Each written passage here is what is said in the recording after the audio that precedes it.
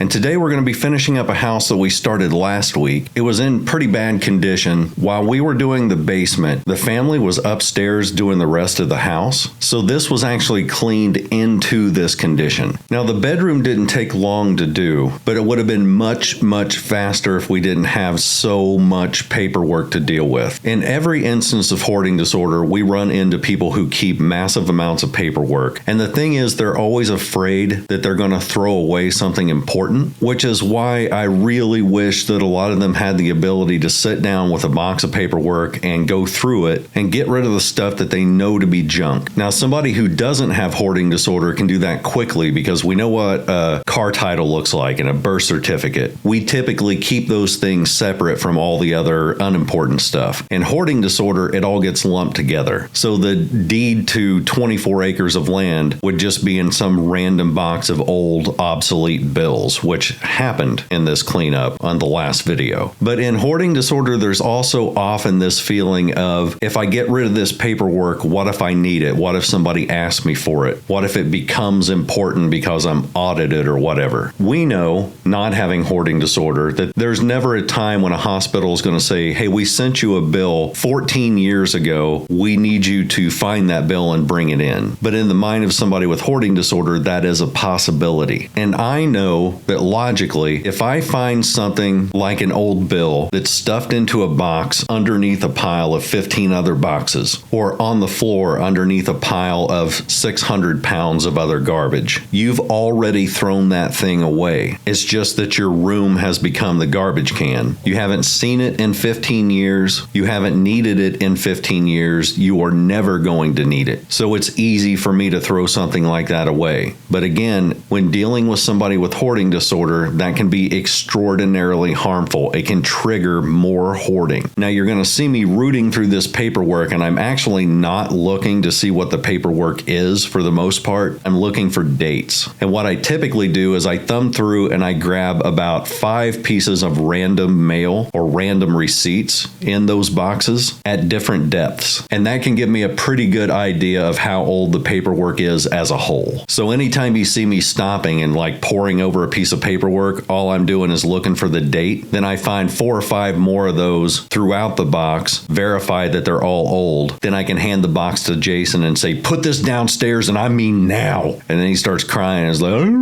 I just don't cry. Just put it downstairs. God, I'm sick of his crap.